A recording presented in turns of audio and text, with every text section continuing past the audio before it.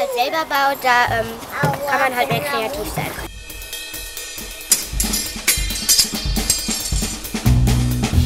Also nachdem die ersten Teile aus dem 3D-Druck gekommen sind, haben wir natürlich dann sofort im Büro angefangen, wie man sieht, auf dem Schreibtisch die Teile zusammenzustecken und dann dort auch direkt innerhalb von einer halben Stunde den ersten Prototyp zusammengesetzt.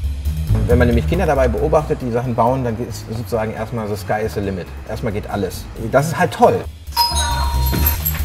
Und genau dieser Schaffenszyklus oder diese Vorgehensweise, sich Dinge zu erarbeiten, die ist ja genau richtig.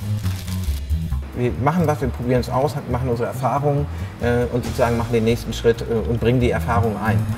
Wir haben hier mehr so einen Versuch und ein sehr praktischer Ansatz, wo ich dann an dem Objekt experimentiere, anstatt ja, das vorher groß auszurechnen. Und das ist eine Methode, die sich auch immer mehr sozusagen in der realen, in der ernsten Wirtschaftswelt durchsetzt. Ja, fail fast, aber ich muss es auch schnell ausprobieren dazu. Wir könnten mal einen Ball bauen, der was transportiert. So fing es an.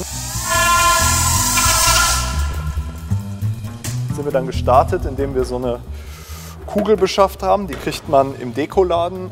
Ich kriege auch immer noch Werbebroschüren von diesem Dekoladen. Und haben dann ein Fahrzeug gebaut, was mit einem selbst gedruckten Getriebe in diesem Ball war und fahren konnte. Das funktionierte mehr schlecht als recht. Dann wurde der Gedanke des rollenden Balls ergänzt durch den Gedanken, wir bauen da eine Drohne rein und können damit halt auch noch fliegen.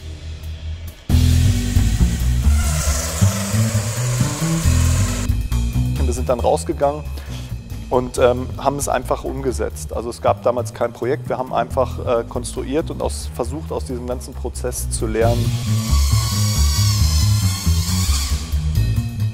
Was läuft daran gut, was müssen wir noch verändern, bis wir dann innerhalb von, ich glaube es waren insgesamt weniger als 4 Monaten von der Grundidee bis zum ersten Prototypen, der auch flugfähig und rollfähig war, der auf der Messe vorgestellt wurde.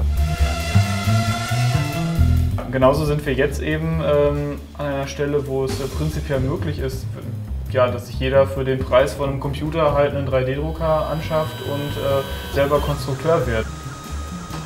Dass man eben Sachen schnell zu Hause bauen kann, die einfach ohne den 3D-Druck so in der Geschwindigkeit mit den Materialien nicht möglich waren. Es gibt verschiedene Plattformen, auf denen man eben 3D-Bauteile runterladen kann, wo Ideen geteilt werden, wo zusammen Projekte bearbeitet werden. Und ich kann mir natürlich auch Inspiration von anderen Leuten holen, die das auch sehr offen teilen. Und ich kann mir sozusagen global meine Zutaten besorgen für das, was ich bauen möchte. Und das ist im Prinzip sowas wie eine Demokratisierung der Produktionsmittel. Man hätte sonst eine Spritzgussform fertigen müssen, die kostet mich dann zigtausend Euro und ich muss sie so perfekt berechnen, dass ich dann eben keine Veränderungen vornehmen kann. Das können wir heute halt durch den 3D-Druck extrem schnell machen. Dann haben wir hier die Möglichkeiten, einfach genau die Leute zusammenzubringen und an der Idee mitzuwirken und viel, viel schneller zu sein, weil es halt auch mal eben beim Kaffee Entscheidungen, neue Ideen gibt.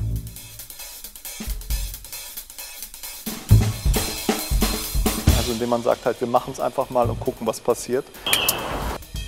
Und da hat ein 17-jähriger Junge in den USA hat ein YouTube-Video gemacht, wie er diesen Roboter in 20 Tagen baut.